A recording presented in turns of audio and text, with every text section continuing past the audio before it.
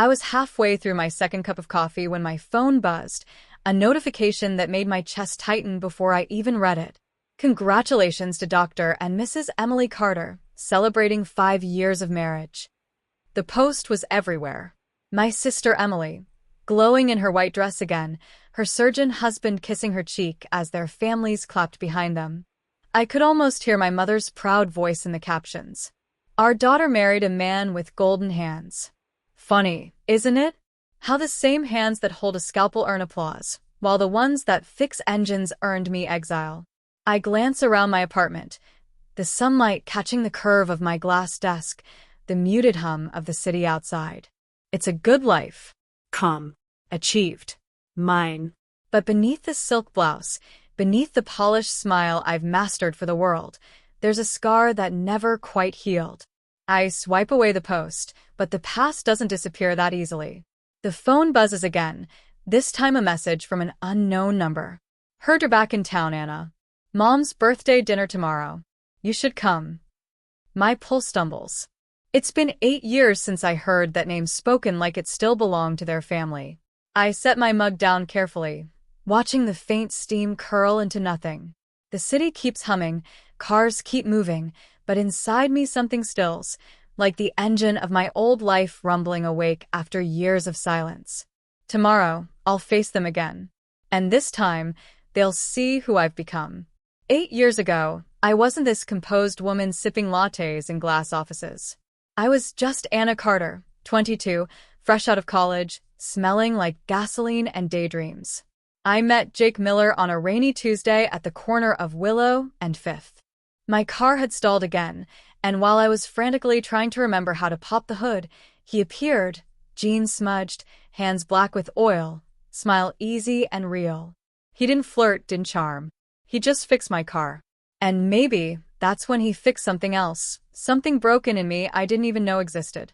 Jake ran a small auto repair shop with his uncle. His world was all gears, grease, and late-night laughter under flickering lights.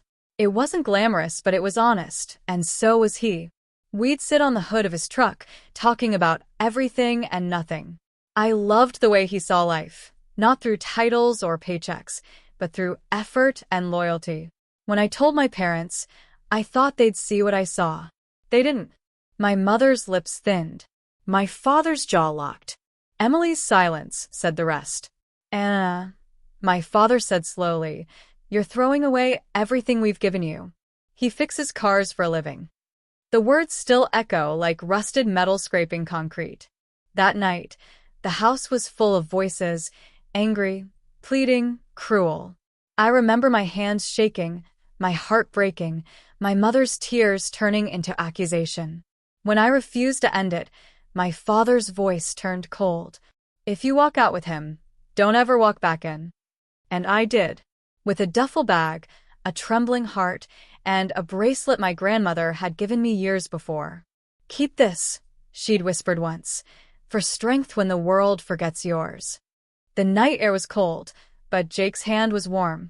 We didn't have much, just hope, love, and an old truck that smelled like motor oil and rain.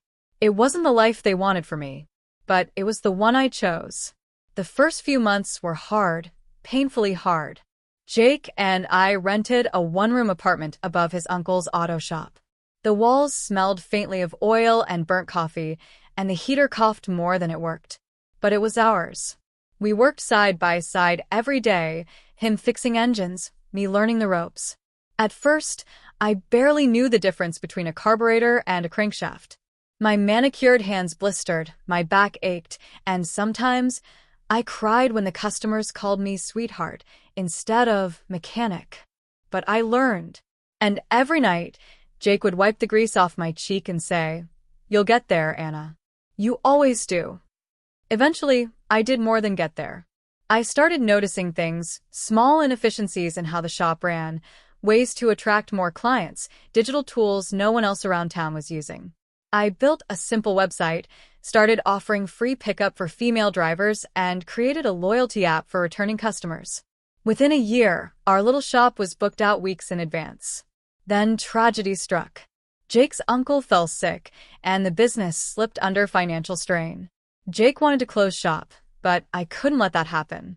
I reached out to a woman named Linda Perez, a retired mechanical engineer who'd been one of our earliest clients. She saw something in me, not just determination, but understanding. "People underestimate women who know engines," she said over coffee one day. "That's your edge. Use it." With her guidance, I applied for a small business grant for women in technical trades. The day the approval letter arrived, Jake lifted me off the ground, spinning me in the tiny kitchen while laughter filled the air. That grant changed everything. We renovated the shop, hired staff, and trained young women from nearby community colleges. Within 3 years, Miller and Carter Auto Works became one of the most trusted auto service brands in our state, known not just for repair work, but for empowering women in the automotive field. I started getting invitations to panels, interviews, even local business awards. But I always kept a low profile, never posting pictures, never using my maiden name. To my family, I was invisible. To the world, I was quietly unstoppable. Sometimes, at night, I'd scroll through Emily's social media. Medical galas, luxury vacations, applause from the same people who'd turned their backs on me. And then I'd look around our growing workshop, the hum of engines, the laughter of the girls I trained, Jake's steady smile from across the room, and I knew I'd made the right choice. Success didn't come from the title I married into. It came from the work I built with my own 2 hands. The restaurant was one of those places my mother adored. White linens, chandeliers, the faint scent of truffle and judgment. I arrived early, dressed simply in a navy jumpsuit and a beige blazer. No diamonds, no designer logos. Just confidence, the kind you can't buy or fake. When they walked in, I felt the air shift. My father still carried himself like a man used to being obeyed. My mother's hair was as perfect as I remembered, and my sister Emily, in her pale blue dress, looked exactly like her social media. Flawless, polished, distant. For a few seconds, no one said a word. Then my mother exhaled sharply. "Anna." "Mom." I smiled, polite but cool. It's been a while. They'd invited me, after all, for my mother's birthday. For family, the waiter brought wine. The small talk started, hesitant, rehearsed. Emily mentioned her husband's upcoming fellowship in Boston. My father talked about property investments. My mother complimented the restaurant service as if I'd picked it to impress them. No one asked about me. Not until my mother finally said, "So, Anna, what are you doing these days?" I almost laughed. I looked at her, then at my sister, both waiting for some timid reply, something easy to dismiss. Instead, I pulled my phone from my bag and opened an article I'd saved. It was from Forbes Women, featuring a headline that read, "Anna Carter, the mechanic who revolutionized auto repair for women." Their faces froze. "I go by my full name now," I said softly. "Anna Carter Miller, co-founder and CEO of Miller and Carter Auto Works." My father blinked. My mother's fork slipped against her plate with a soft clink. Emily stared at me like I'd spoken another language. "You own that company?" Emily stammered. "The one with all those TV ads?" I nodded. "And 12 branches across 4 states. We're expanding nationwide next year." Silence stretched like glass between us. I let it sit. Let them see me, not the rebellious daughter or the disappointment, but the woman who rose without their approval. My mother's eyes glistened, but not with pride.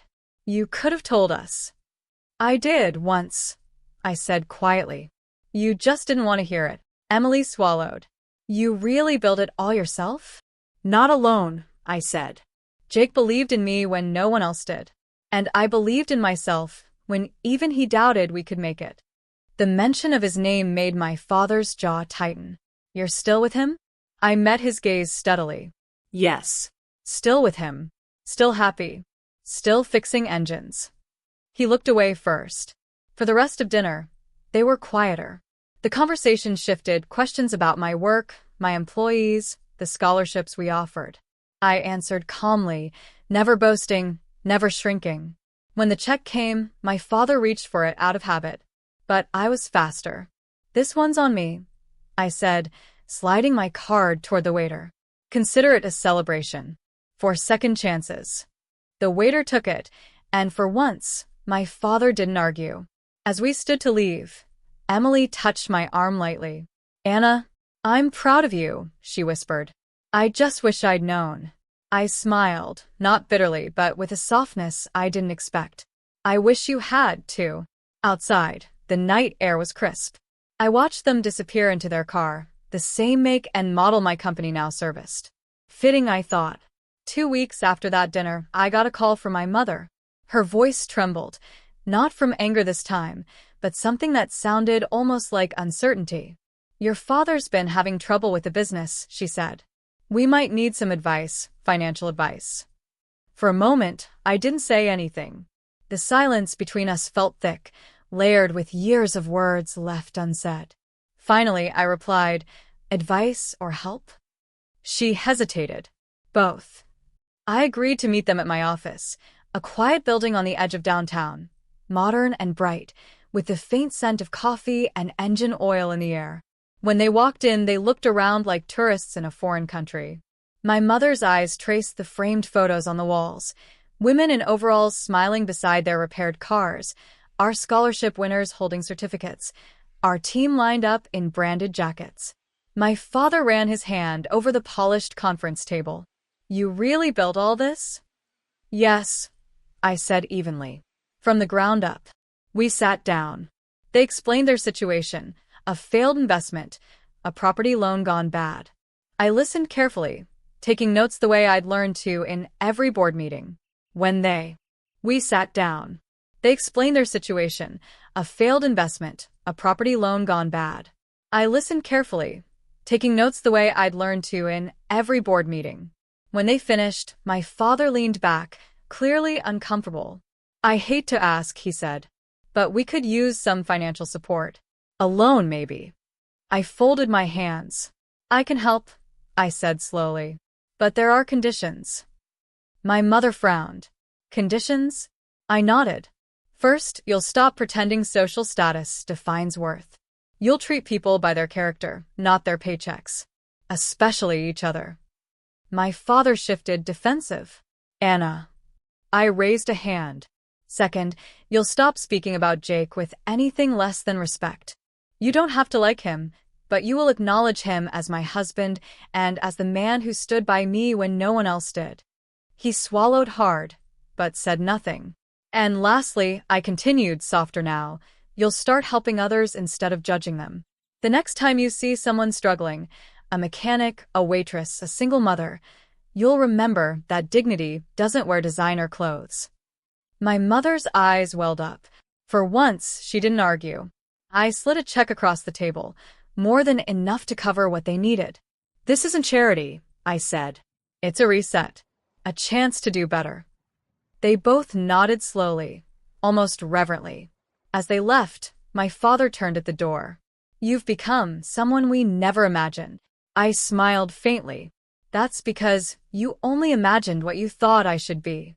When the door closed behind them, I exhaled, a long, quiet release that felt like years leaving my lungs. It wasn't revenge. It was peace. Months passed before I saw them again.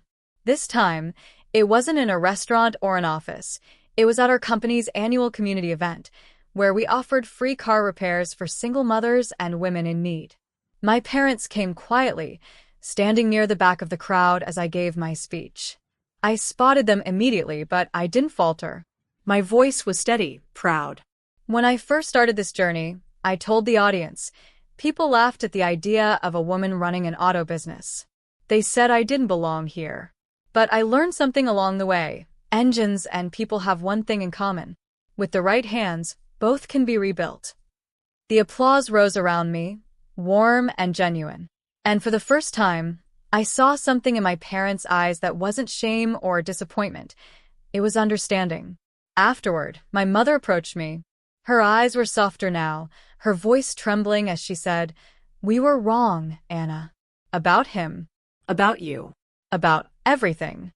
I smiled. "I know." Beside her, my father gave a small nod. "Your mother's been volunteering at the local shelter. Says it's humbling." I looked at her, surprised. She shrugged lightly. Turns out, helping others feels better than impressing them. It wasn't an apology wrapped in fancy words. It was better. It was growth. A few feet away, Jake was helping an elderly woman start her car. His hands were still streaked with oil, his smile still the same, steady, kind, unpretentious. When our eyes met, he winked. The same man they once called unworthy.